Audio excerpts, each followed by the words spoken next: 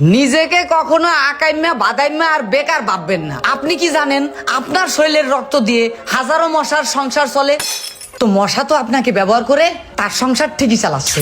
আপনি কেন আপনার ব্রেনকে ইউজ করে নিজের সংসার চালাচ্ছেন না? আপনি বসে আছেন কিসের জন্য? আমাদের দেশে বর্তমানে ফ্রিল্যান্সিং করে বহু মানুষ লাখ লাখ টাকা কামাচ্ছে। শিখবেন কোথায়? তো ওই শেখার ব্যবস্থা আমি করে দেব।